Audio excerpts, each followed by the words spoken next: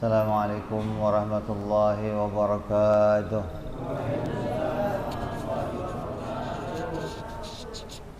Al-Fatihah ila ruhi Sayyidina Habibina Syafi'ina Rasulullah Sayyidina Muhammad ibn Abdullah Sallallahu alaihi wa ala alihi wa ashabihi wa aswajihi wa dhurriyyatihi Anna Allah ya'li darajatihim fil jannah wa yanfa'una bi asrarihim وأنوارهم وعلومهم ونفحاتهم وبركاتهم في الدين والدنيا والآخرة ويجعلنا من حزبهم ويرزقنا محبتهم ويتوفنا على ملتهم ويعشرنا في زمرتهم العافية وسلامة لهم الفاتحة أعوذ بالله من الشيطان الرجيم بسم الله الرحمن الرحيم الحمد لله رب العالمين الرحمن الرحيم مالك يوم الدين إياك نعبد وإياك نستعين اهدنا الصراط المستقيم صراط الذين أنعمت عليهم غير المغضوب عليهم ولا الضالين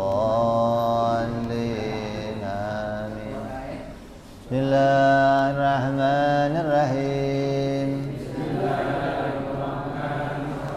نويت تعلما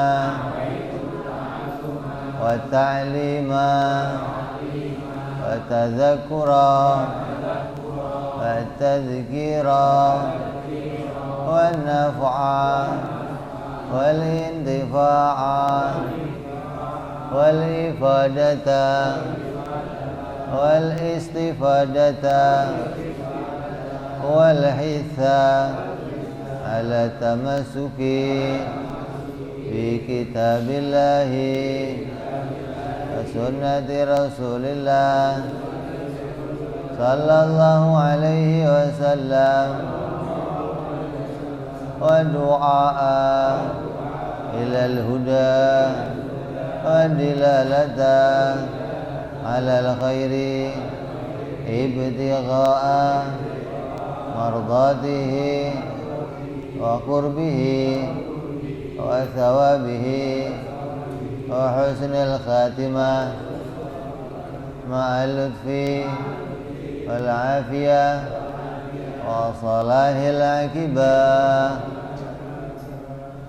بسم الله الرحمن الرحيم الحمد لله رب العالمين وبه نستعين على أمور الدنيا والدين والصلاة والسلام على رسول الله سيدنا وحبيبنا وشفيعنا ومولانا محمد صلى الله عليه وعلى آله وصحبه أجمعين أما بعد قال مصنف الكتاب حضرة الشيخ سعيد بن كعرمية رحمه الله وغفر له ولوالديه ونفعنا به في الدارين اللهم افتح قلوبنا فتوح العارفين وبحكمتك وانصر علينا برحمتك يا أرحم الراحمين إلى أن قال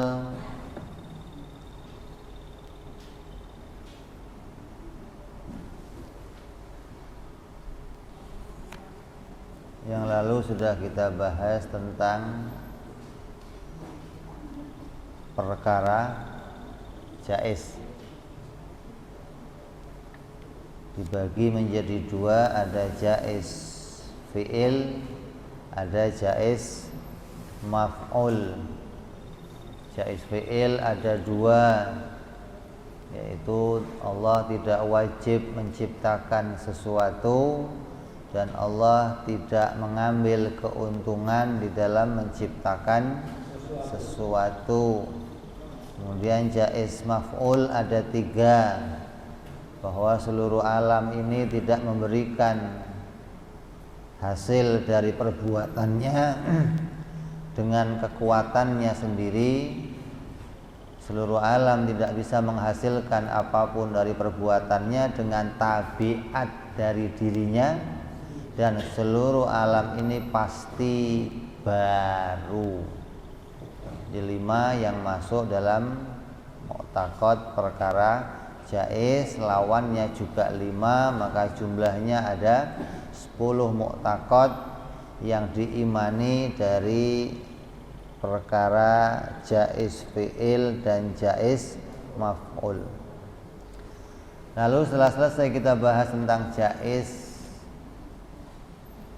sifatnya Allah dalam menciptakan dan sifatnya yang diciptakan, maka kita dibawa oleh musannif hari ini untuk mengetahui tentang akidah yang lurus, akidah yang sebenarnya, akidah ahlus sunnah wal jamaah, akidah yang mengikuti pahamnya Imam Abu Hasan Al-Asy'ari dan Imam Abu Mansur Al-Maturidi, yang kemudian dilanjutkan oleh para imam-imam kita hingga kepada Imam As-Sanusi, pada Imam Al-Ghazali.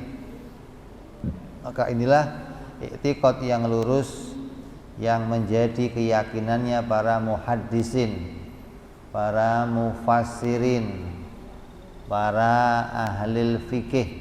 Maka semuanya berpegang kepada i'tiqadnya yang berlandaskan kepada Imam Abu Hasan Al-Asy'ari.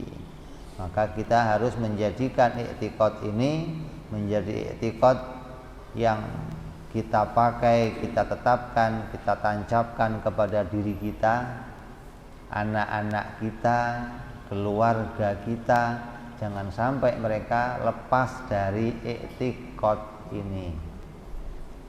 Sebagaimana para habaib, anak cucunya Rasulullah Sallallahu Alaihi Wasallam, berpesan salah satu pendahulu habaib, yaitu Habib Umar bin Abdurrahman Al-Attas yang mengarang Rotibul Attas.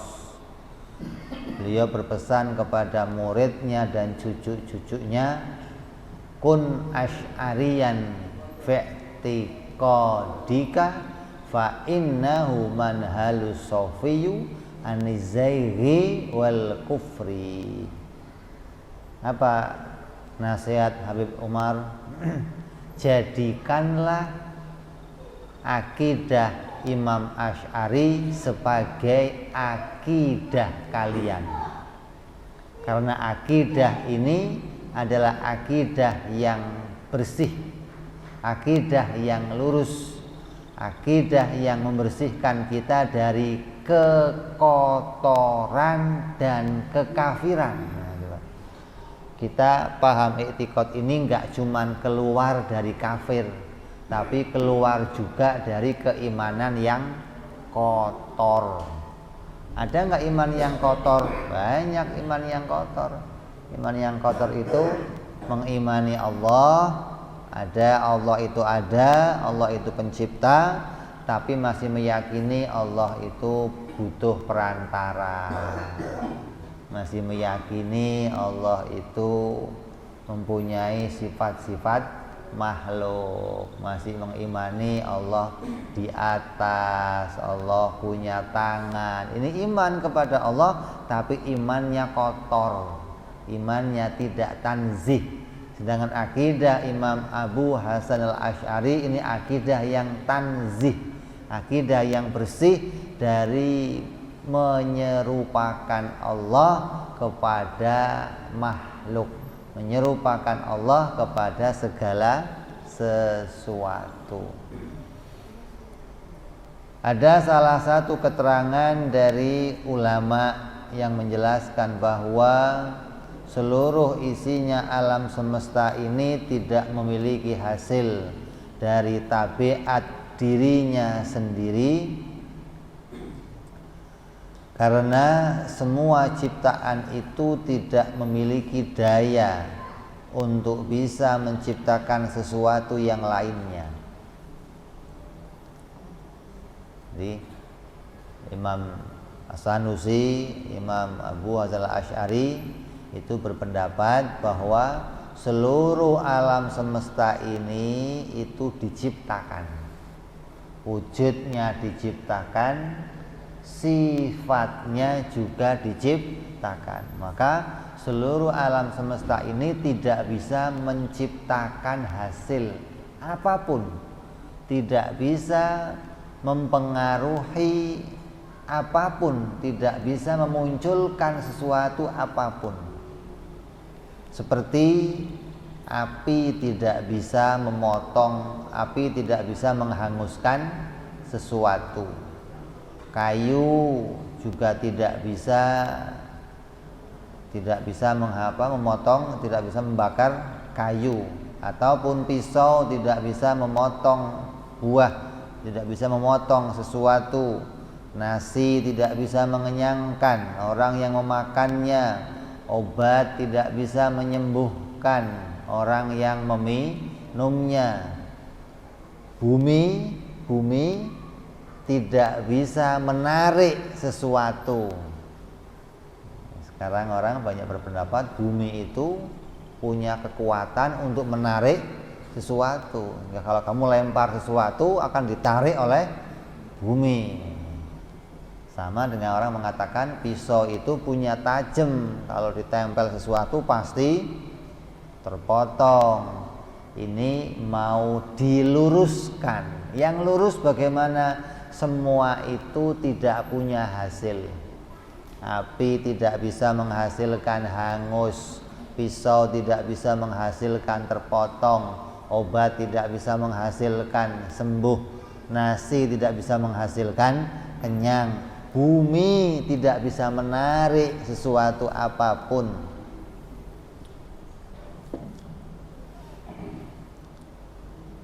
Tapi ketika semua yang di hadapan kita itu nampak sepertinya mempunyai hasil, nampak sepertinya mempunyai ciptaan, nampak sepertinya bisa mempengaruhi yang lainnya, maka apa yang nampak itu hanyalah ada pada pandangan kita. Maka yang kita lihat itu bukanlah muncul dari dirinya si api. Kalau ada hangus itu bukan muncul dari dirinya api. Kalau ada kenyang bukan muncul dari dirinya si nasi. Kalau ada sehat bukan muncul dari dirinya si obat. Kalau ada sesuatu jatuh ke bumi, bukan itu ditarik oleh bumi, bukan. Gravitasi. Jadi yang kamu lihat, oh ini kalau saya lempar jatuh, ini pisau kalau saya tempel terpotong, api kalau saya tempel terbakar. Apa yang kamu lihat seperti itu bukan muncul dari benda-benda itu. Tapi apa yang kamu lihat itu adalah hasil dari sesuatu yang diciptakan oleh Allah bersamaan dengan munculnya si api, munculnya benda-benda makhluk yang lainnya yang Allah ciptakan di alam ini. Allah menciptakan api. Ketika api itu menempel sesuatu, maka Allah ciptakan terbakar. Keduanya diciptakan oleh Allah. Apinya Allah ciptakan, terbakarnya Allah ciptakan. Pisaunya Allah ciptakan, tajamnya Allah ciptakan, terpotongnya sesuatu juga Allah ciptakan. Adapun ini bergandeng, ini sistem yang Allah ciptakan namanya sunnatillah, atau orang biasa menyebut hukum adat atau hukum alam. Orang ngomong hukum alam. Memang ini sudah alami seperti ini, alami katanya. Kalau alami berarti nggak ada yang bikin gitu. Terjadi dengan sendirinya. Tidak ada yang alami, tidak ada yang terjadi dengan sendirinya, nggak ada. Kejadian itu harus kita yakini tidak muncul seperti apa yang kita lihat. Apa yang kita lihat harus kita terima, tapi keyakinan kita harus kita yakini itu munculnya dari Allah Subhanahu wa ta'ala. Ketika pisau memotong, yang diingat itu Allah. Ketika api itu membakar, yang diingat itu Allah. Ketika ada sesuatu jatuh ke bumi, yang diingat itu Allah, karena dialah yang menjadikan sesuatu itu terjadi. Bukan benda-benda di dalam alam ini yang bisa menciptakan sesuatu yang lain.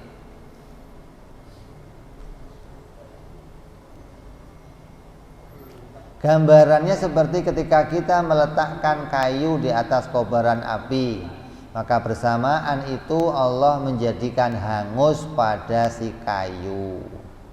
Maka nampaklah sepertinya api itu yang membakar si kayu. Nah, kalau kamu lihat kejadian Nabi Ibrahim, nanti pikirannya bisa panjang. Apa yang diceritakan saat Nabi Ibrahim dibakar,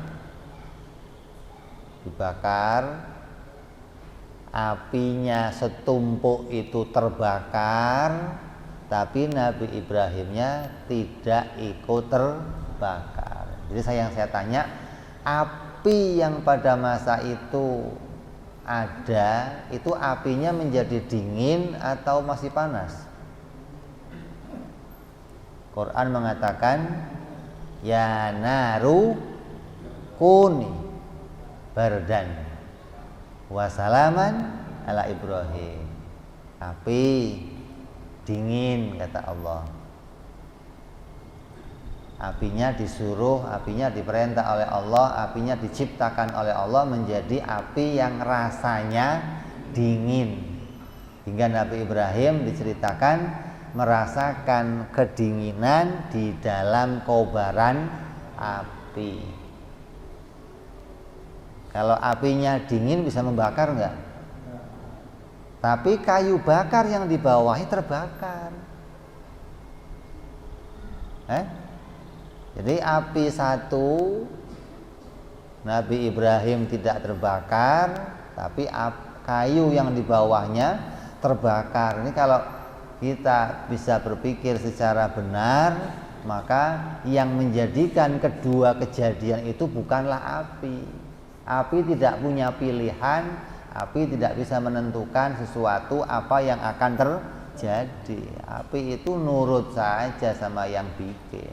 Jadi keduanya itu diciptakan oleh Allah. Kayu yang hangus diciptakan oleh Allah, Nabi Ibrahim yang kedinginan juga diciptakan oleh Allah. Begitu pula ketika kejadian Nabi Ismail, seseorang Nabi Ibrahim diperintah menyembelih kepada Nabi Ismail. Kemudian beliau meletakkan pisau di atas leher Nabi Ismail, maka pisau itu tidak mampu memotong lehernya Nabi Ismail. Maka dari perumpamaan yang sedikit ini, kita harus bisa menjadikannya sebagai tolak ukur untuk kita persamakan dengan segala kejadian sebab akibat. Jadi sebab akibat itu sebabnya diciptakan, akibatnya juga diciptakan. Ini etikot kita. Ini etikot yang lurus. Sebabnya diciptakan, akibatnya juga diciptakan. Keduanya muncul dari kudratnya Allah. Keduanya diciptakan oleh Allah, tidak muncul dari salah satunya. Jangan dianggap si sebab itu diciptakan oleh Allah, maka sebab itu menimbulkan akibat. Enggak begitu. Maka akan jadinya nanti apa? Sebab itu menjadi perantara. Sebab itu membantu Allah untuk menimbulkan akibat. Ahli sunnah tidak boleh meyakini yang seperti itu. Maka etikot yang demikian jadinya etikot yang tidak tanzih, tidak bersih, mengimani Allah masih sebagaimana keadaannya makhluk. Dalam Al-Qur'anul Karim Allah mewahyukan kejadian Nabi Ibrahim alaihissalam. Ketika Nabi Ibrahim alaihissalam dibakar oleh Raja Namrud, maka api tersebut tidak bisa menghanguskan Nabi Ibrahim alaihissalam. Itu dilemparnya pakai apa? Manjane, ketapel. Ketika dilempar, lempar, waktu Nabi Ibrahim itu lepas dari manjane dan sebelum jatuh ke api, datang malaikat Jibril. Assalamualaikum. Waalaikumsalam. Ini saya datang mau nawarin ente, barangkali mau minta tolong. Ini sudah dalam keadaan lepas dari manjane, berarti sedang terbang nih. Kira-kira waktunya berapa detik itu? 2 jam apa? Kira-kira lepas dari manjane sampai ke api itu berapa menit? Itu terjadi dialog Nabi Ibrahim dengan malaikat Jibril alaihissalam. Kata Nabi Ibrahim, kalau minta tolong sama kamu Jibril, saya nggak perlu. Saya nggak butuh pertolongan kamu Jibril. Kenapa? Karena kamu makhluk, saya juga makhluk. Terus malaikat Jibrilnya ngomong, ya sudah kalau kamu nggak butuh bantuan saya, kamu doa saja sama Allah. Dimarahin sama Nabi Ibrahim. Emang kamu kira doa bisa bikin apa? Kamu ngajarin apa Jibril sama saya? Doa itu bisa menjadikan apa? Jadi kita bergantung sama nama malaikat Jibril yang nggak mau, bergantung sama doa juga nggak mau. Kenapa? Doa juga makhluk, begitu loh. Malaikat Jibril juga makhluk. Kata malaikat Jibril, ya udah saya permisi aja dah. Habis mau dimintain tolong, dia nggak mau minta tolong sama dirinya, suruh doa sama Allah. Kata Nabi Ibrahim apa? Allah tahu apa yang saya butuhkan. Ini puncaknya orang yang mengetahui tentang Allah. Puncaknya orang yang hatinya sampai kepada Allah Subhanahu wa taala. Maka Nabi Ibrahim tidak lagi berdoa karena apa yang dia inginkan, apa yang dia butuhkan, apa yang dia maui itu diketahui oleh Allah. Kata Nabi Ibrahim, cukup ilmunya Allah mengetahui keadaanku, maka apa yang Allah ciptakan akan sesuai dengan ilmunya. Maka saat itu sampai Nabi Ibrahim jatuh ke api, seketika itu dirinya tidak merasakan panas. Ini puncaknya orang yang beriktikad lurus kepada Allah Subhanahu wa taala, itu dipraktekkan diantaranya oleh Nabi Allah Ibrahim alaihissalam. Nah, kalau kita yang didatengin pas dilempar lagi terbang itu, datang malaikat, gimana? Lu kemana aja dari tadi? Ini gua terbang begini baru datang. Kalau kita ini Nabi, artinya kedekatannya kepada Allah sudah menutup pandangannya dari minta bantuan kepada makhluk. Hingga doa pun kata dia, ini makhluk. Apa yang saya minta itu tidak dikabulkan Allah gara-gara doa ini. Karena doa ini hanya sebab tadi sama. Sebab itu tidak menimbulkan akibat. Tapi sebab itu diciptakan oleh Allah dan akibatnya pun diciptakan oleh Allah. Ini makna hakikat. Makna yang kita simpen dalam hati. Nah, kadang orang makna yang di dalam hati ini kadang dikeluarkan, ini yang kadang rusak. Ini enggak boleh dikeluarkan, ini disimpan dalam hati. Jadi apa yang kita praktekkan di luar ya kita pakai sebagaimana hukum adat, hukum sebab akibat yang Allah ciptakan, tapi hati kita mengiktikadkan munculnya ini dari Allah, hingga tiap waktu kita menyaksikan Allah. Ini makna bertauhid, ini maknanya sholat daim, ini maknanya syahadat yang terus-terusan. Setiap lihat sebab akibat, akibat yang dimunculkan itu kita yakini datang dari Allah, bukan datang dari sebab itu atau bukan datang dari yang lainnya. Dan begitu pula ketika cerita Nabi Allah Musa alaihi salam, maka beliau ketika ada sweeping bayi laki-laki Bani Israel. Kalau sekarang kan sweepingnya baliho. Sweepingnya apa? Kalau dulu ini kejadiannya sama. Firaun itu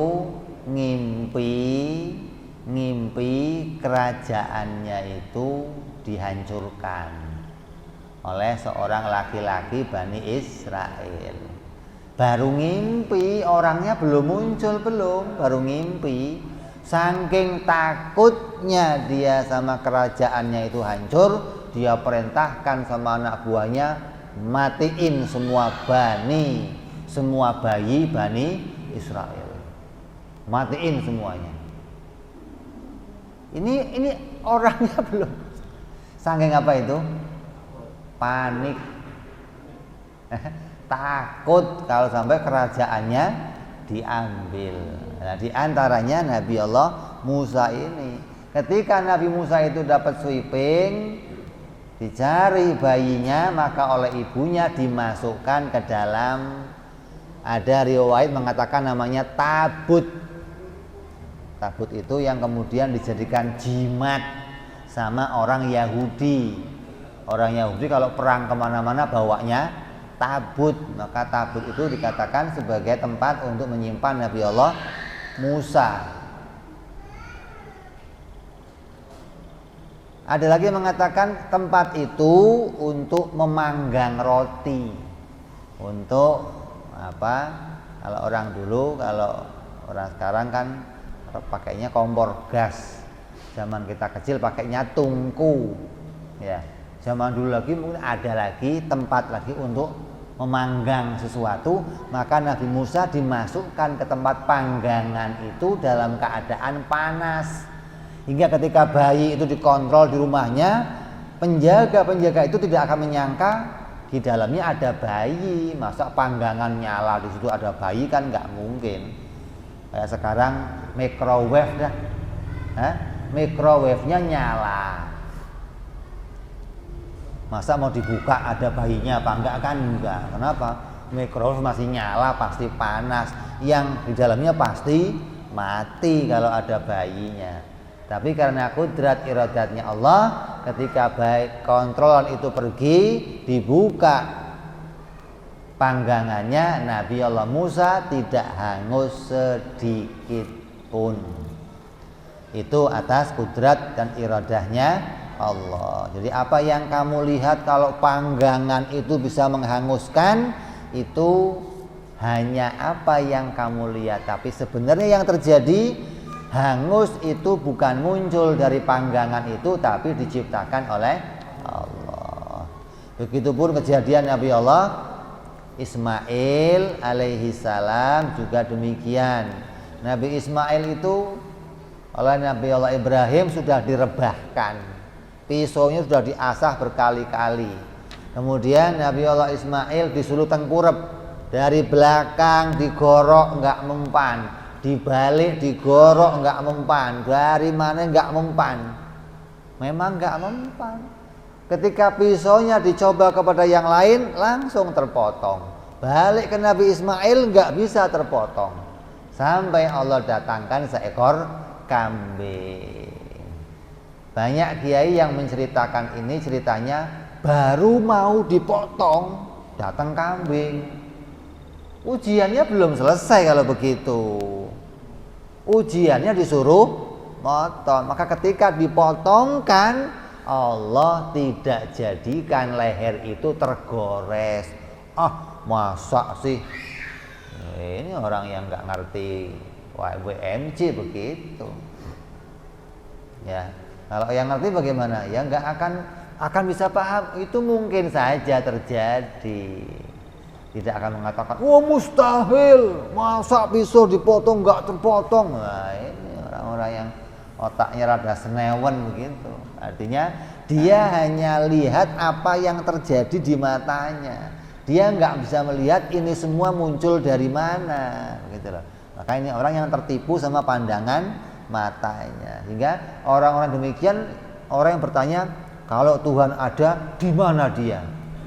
Nah, ini orang-orang yang hatinya tidak bisa melihat kepada Allah Subhanahu wa ta'ala. Nah, kita dituntut apa yang kita lihat di mata kita harus kita putuskan di hati kita bahwa ini semua diciptakan oleh Allah, tapi jangan dikeluarkan, cukup disimpan dalam hati. Ketika ada orang yang melakukan sebab akibat, ya kita sadari, kena panas ya, kena api ya, hangus ya, ambilin obat, kita rawat. Kita tahu Allah memang menjadikan ini kejadian jadi hikmah namanya. Bukan terus, ini Pak bukan api yang bakar ini, sudah hangus monyet begitu. Gandengannya api yang membakar, tapi itu nggak usah kita ungkapkan, cukup kita imani khairihi wa syarihi minallah. Kebaikan yang datang ini ya Allah yang mendatangkan. Ketika ada keburukan juga Allah yang mendatangkan, bukan terjadi dengan sendirinya. Jadi kita sudah paham ini. Contoh-contoh ini sudah banyak. Kejadian-kejadian ini dari mulai Nabi Allah Ismail, Nabi Ibrahim, Nabi Musa, hingga kejadian yang banyak. Apa yang banyak kejadiannya? Batu jadi onta. Nabi siapa? Nabi Soleh.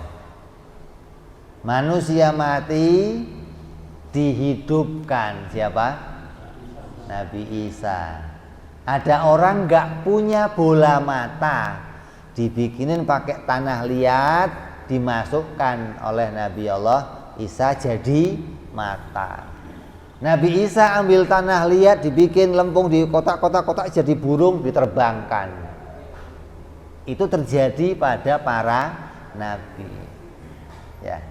Sebentar lagi kalau kita umurnya panjang, kamu akan lihat zaman yang aneh itu berulang dan menjadi kebiasaan. Coba.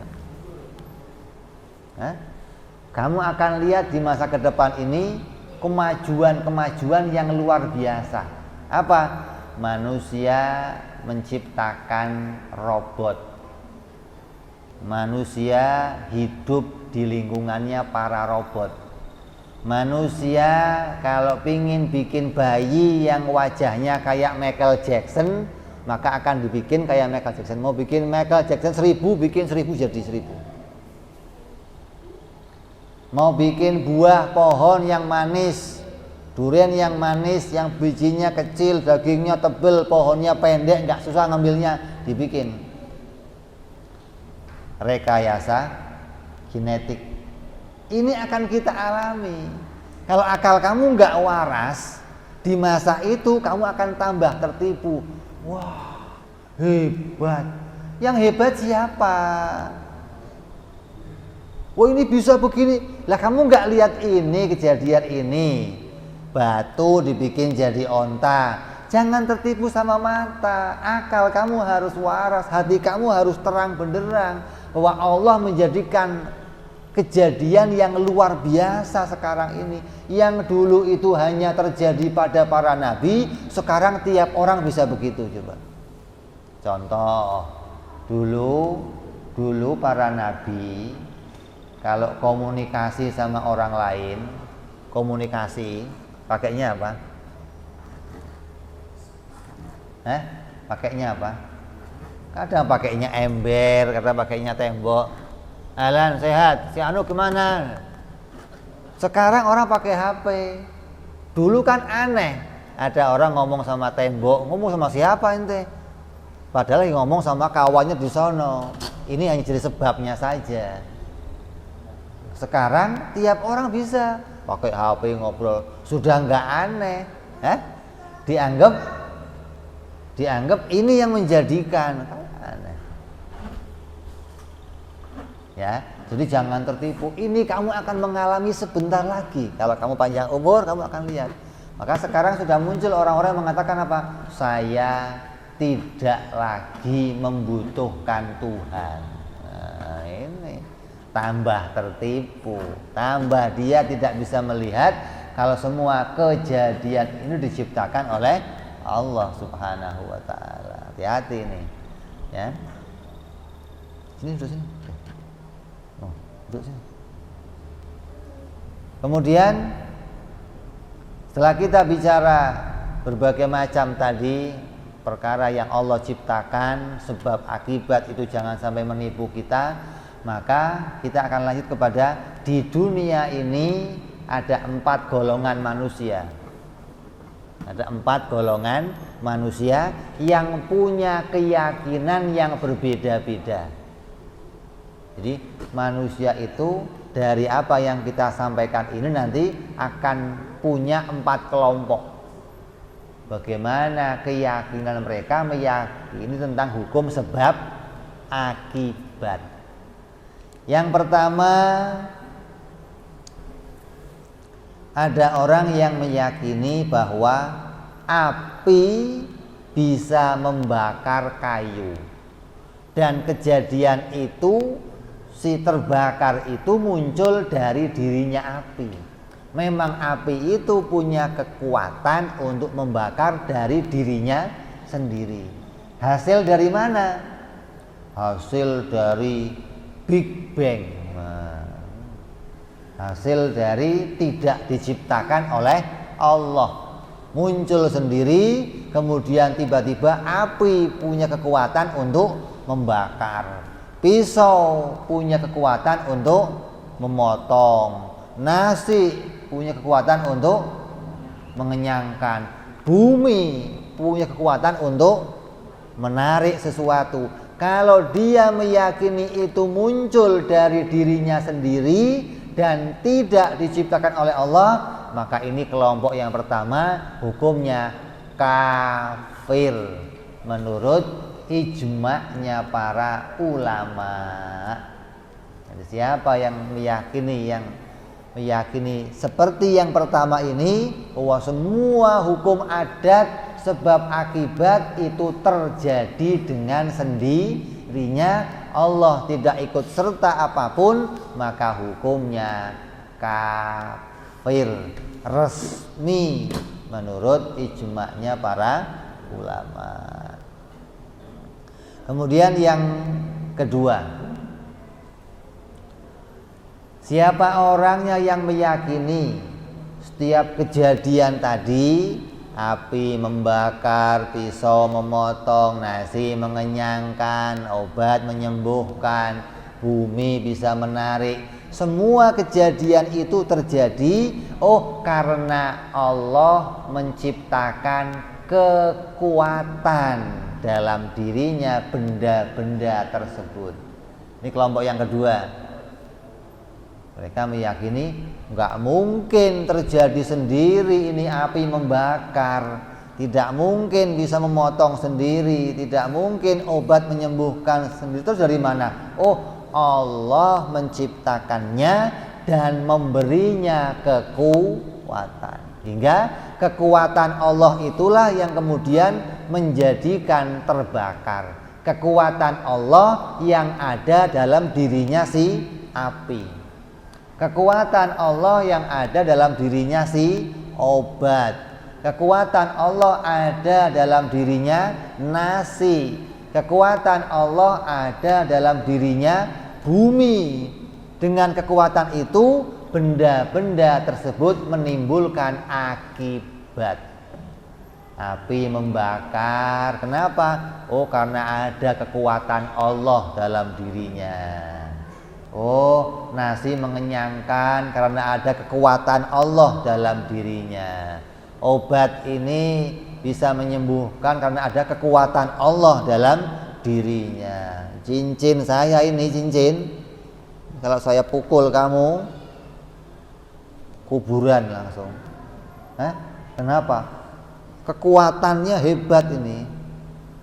Nah, kalau kamu yang kecil aja begini hebat, pakai yang gede kamu, wah, batu bata itu loh, lebih hebat lagi itu. Itu nggak usah pakai kamu isi, kamu pukul juga lumayan kalau itu.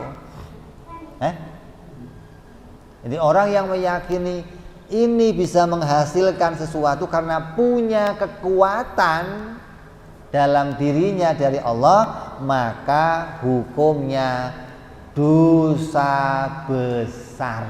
Loh.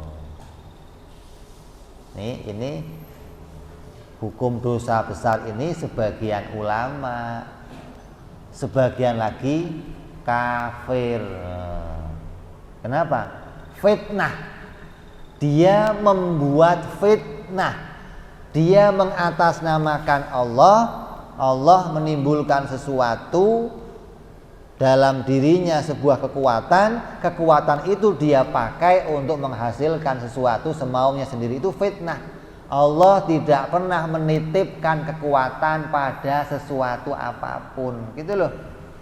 Allah itu nggak pernah titip, nggak pernah. Ini dianggap ada anak titipan Allah, ada istri titipan Allah, dianggap kekuatan juga titipan Allah. Terserah kita nanti mau dipakai apa, pokoknya yang penting nanti hasil akhirnya gimana, banyak baiknya atau banyak jeleknya. Ini orang yang meyakini seperti ini, bahwa dalam dirinya ada kekuatan dari Allah, maka hukumnya berdosa. Artinya apa? Kelompok kedua ini meyakini Allah itu kalau mau menciptakan secara langsung bisa. Itu loh. Allah kalau mau menciptakan secara langsung bisa. Kayak apa? Ada orang makan gak kenyang, atau ada orang kenyang gak perlu makan. Ada orang sehat gak perlu minum obat. Ada sesuatu terbakar gak perlu pakai api. Ada sesuatu itu jatuh tersedot ke bumi gak perlu pakai gravitasi. Allah bisa kalau mau bikin langsung. Tapi Allah juga bisa kalau mau bikinnya pakai perantara. Jadi Allah punya dua kebisaan. Bisa bikin secara langsung dan bisa bikin lewat perantara.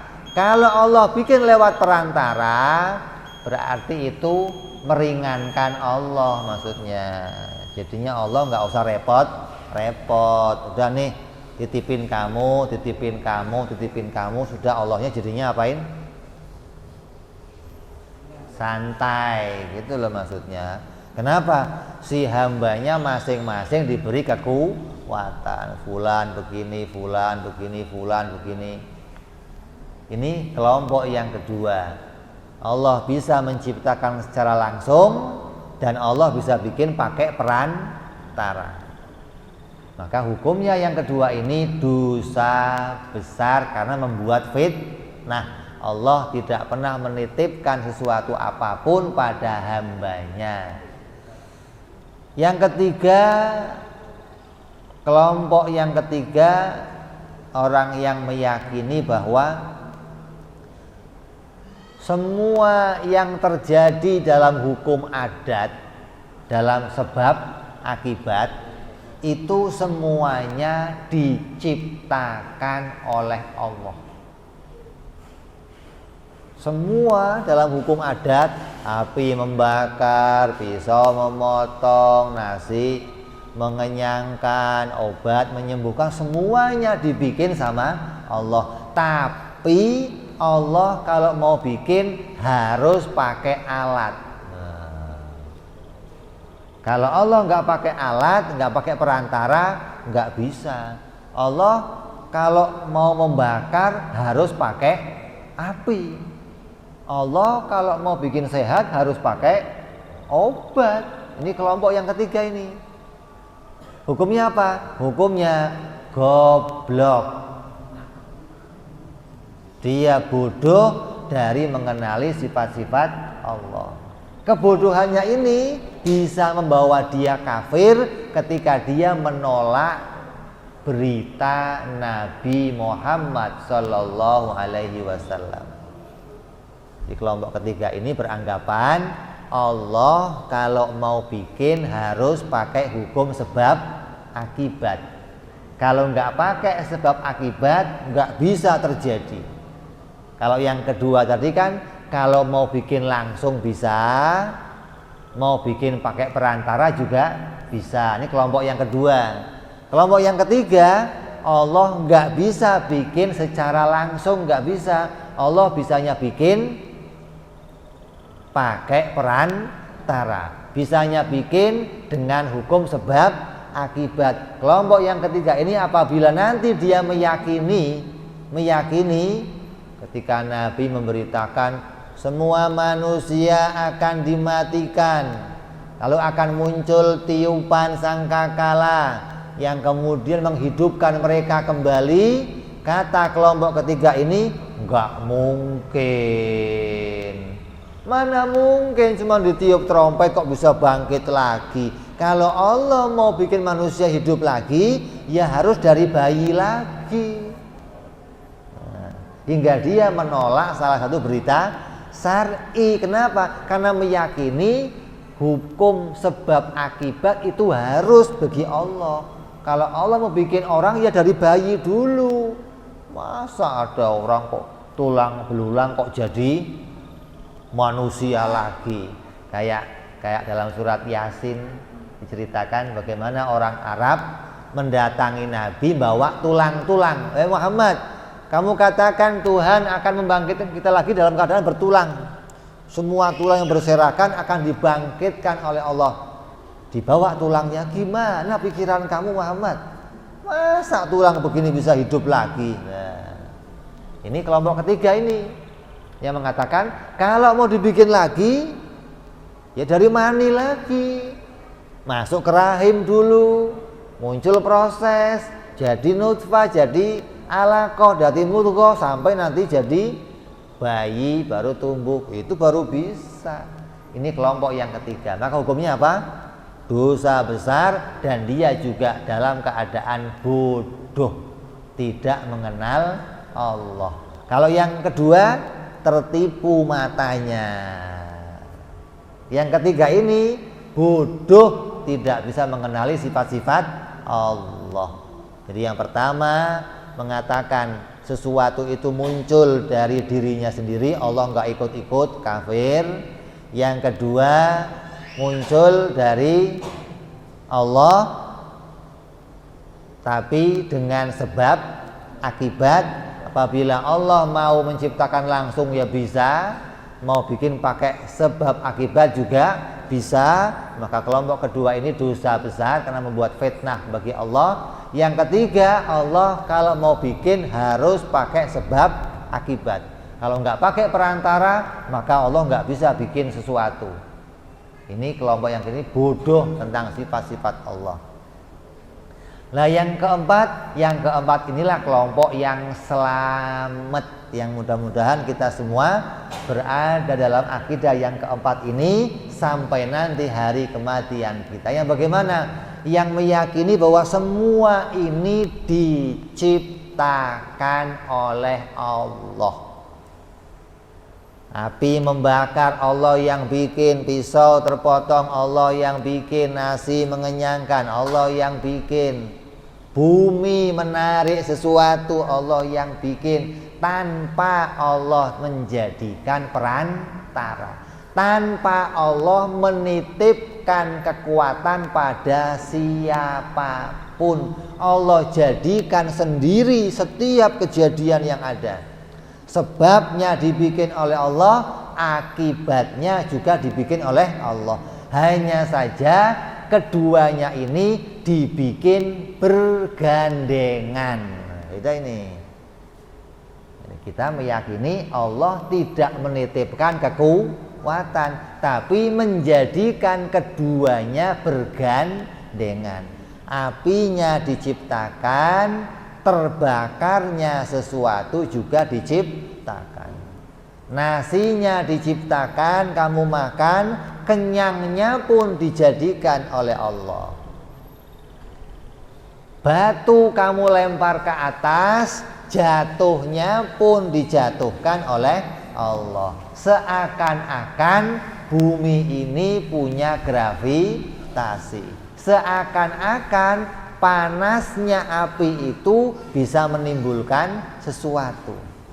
Seakan-akan tajamnya pisau itu bisa memotong sesuatu. Padahal keduanya diciptakan bersamaan oleh Allah. Imam Ghazali radhiyallahu an dalam kitab-kitabnya yang mematahkan pendapatnya para filosof dalam kitabnya Tafawutul Falasifah, itu kesemrawutan orang-orang para filsafat itu tidak menjadikan akidah Imam Asy'ari, akidah yang lurus ini kemudian menjadi alat untuk menjauh dari ilmu pengetahuan. Tidak. Imam Ghazali enggak melarang itu. Imam Ghazali tidak mengarahkan itu, bahwa ketika kita meyakini semua ini yang bikin Allah, terus kita enggak usah ngapa-ngapain. Enggak. Imam Ghazali hanya mau menyatakan ini kita yakini kejadian ini keduanya diciptakan oleh Allah. Setelah kamu tahu, kembali kamu berkreasi, cari ilmu, cari kejadian ilmiah, teliti sesuatu. Apapun yang kamu dapati itu diciptakan oleh Allah Subhanahu wa taala.